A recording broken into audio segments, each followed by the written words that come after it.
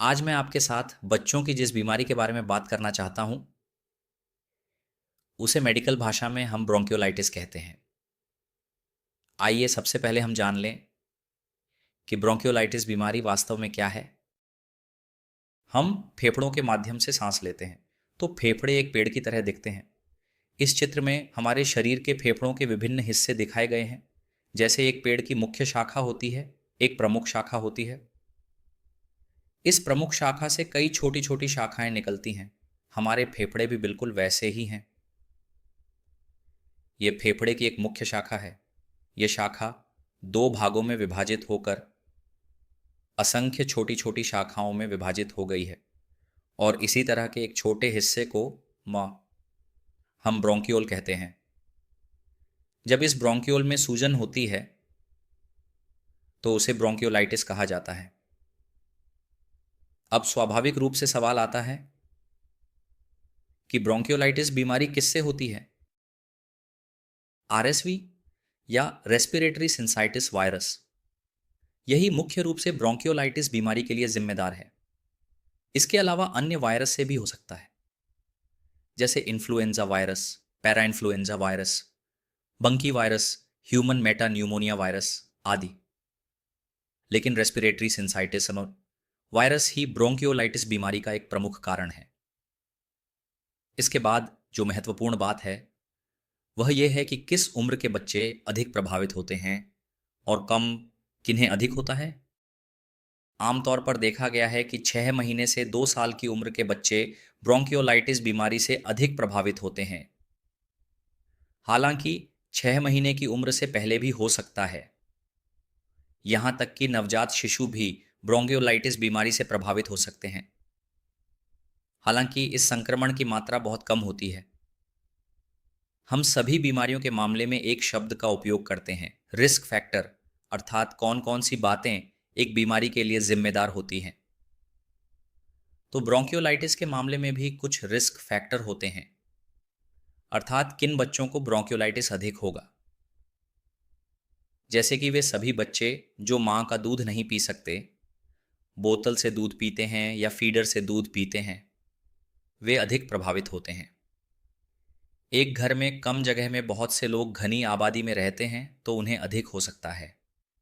आमतौर पर अगर घर में लकड़ी के चूल्हे या स्टोव पर खाना पकाया जाता है, या घर में कोई धूम्रपान करता है, ऐसे वातावरण में जो बच्चे बड़े होते हैं वे ब्रोंकियोलाइटिस बीमारी से अधिक प्रभावित होते हैं। फिर वे बच्चे जो समय से पहले जन्म लेते हैं, उनके मामले में भी इस बीमारी की मात्रा अधिक होती है। इसके बाद जो बात आती है कि किस समय पीछे ब्रोंकियोलाइटिस का प्रकोप अधिक होता है। हमारे देश में सर्दी और बरसात का समय ही ब्रोंकियोलाइटिस का पीक सीजन कहा जाता है। सबसे अधिक इस समय ब्रोंकियोलाइटिस बीमारी बच्चों में देखी जाती है। अब आप कैसे समझेंगे कि एक बच्चा ब्रोंकियोलाइटिस बीमारी से प्रभावित है? हम आम लोगों को समझाने के लिए चूकों एक कविता का उपयोग करते हैं कि हंसी, खांसी और सीने में बांसुरी की आवाज़, यही ब्रोंकियोलाइटिस के लक्षण हैं। अर्थात बच्चे को खांसी होगी, बच्चे को सांस लेने में कठिनाई होगी, और सांस लेते समय माँ कहेंगी कि एक प्रकार की आवाज़ हो रही है। बच्चे को हल्का बुखार भी हो सकता है। आप ब्रोंकियोलाइटिस रोग की एक विशेष विशेषता यह है कि खांसी और सांस लेने में कठिनाई होने के बावजूद बच्चों की जो सामान्य चंचलता और बाल सुलभ व्यवहार होते हैं वे ठीक रहते हैं। बच्चे सामान्य रूप से खेलते हैं, खाते पीते हैं और खेल कूद करते हैं, जो गंभीर बीमारी के लक्षण नहीं दिखते। ये लोग के खेलने जैसा नहीं है। अमरा आइजा चंद्र भीतर आ फशी शब्दों के व्यवहार रेचे, एक बहुत ही आम गलत धारणा लोगों के बीच है कि जब कोई बच्चा खांसी और सांस की तकलीफ के साथ आता है तो हम तुरंत कह देते हैं कि बच्चे को निमोनिया है। लेकिन क्या वास्तव में निमोनिया और कोलाइटिस एक ही बीमारी है? वास्तव में ये बिल्कुल एक जैसे नहीं है। तो कैसे रोग के लक्षण देखकर समझा जा सकता है कि यह निमोनिया नहीं है?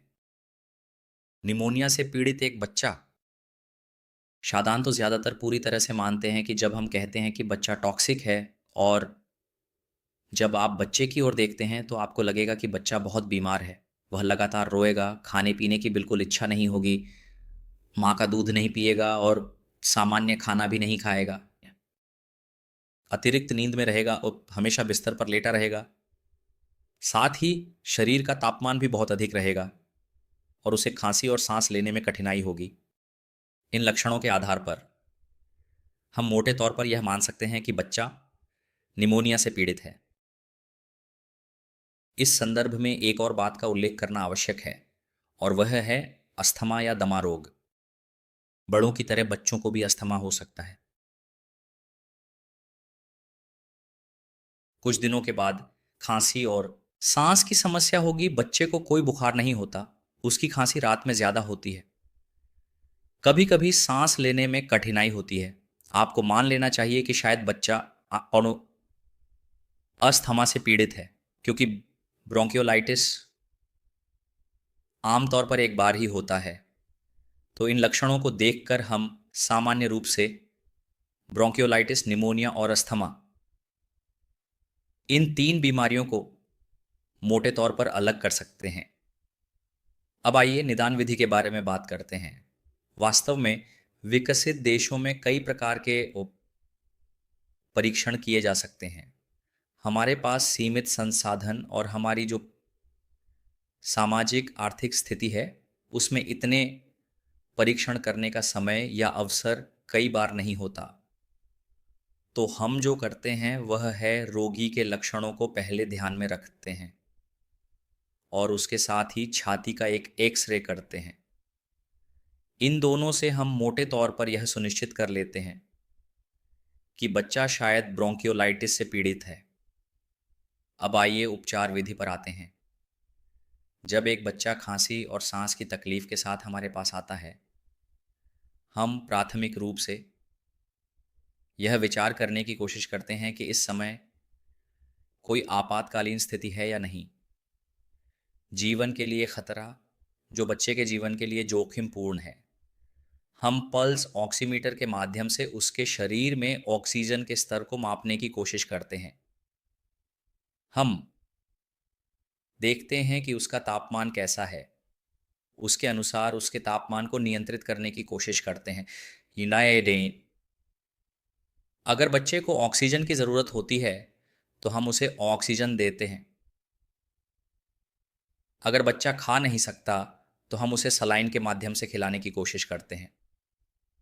और सांस की तकलीफ के लिए यानी ब्रोंकियोलाइटिस के लिए मुख्य उपचार विधि है नेबुलाइजेशन, जिसे हम बच्चों को देते हैं, जिसे आमतौर पर कई लोग गैस देना कहते हैं।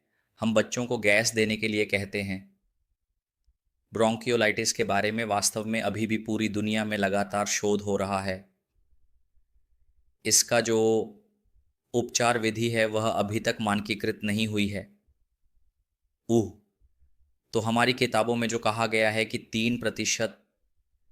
3% सोडियम क्लोराइड से हम आमतौर पर नेबुलाइजेशन करते हैं। ये कई बार ई सभी अस्पतालों में नहीं होता। आशा है कि आप आज की इस चर्चा से ब्रोंकियोलाइटिस, निमोनिया और अस्थमा, इन तीन बीमारियों के बारे में कुछ हद तक अंतर कर पाएंगे। और एक बात कहकर समाप्त करूंगा, वह यह है, बच्चे की खांसी और सांस की तकलीफ के कारण ये सोचकर कि निमोनिया हो गया है, एंटीबायोटिक न लें, क्योंकि ब्रोंकियोलाइटिस बीमारी में एंटीबायोटिक की कोई भूमिका नहीं है। आप सभी का धन्यवाद।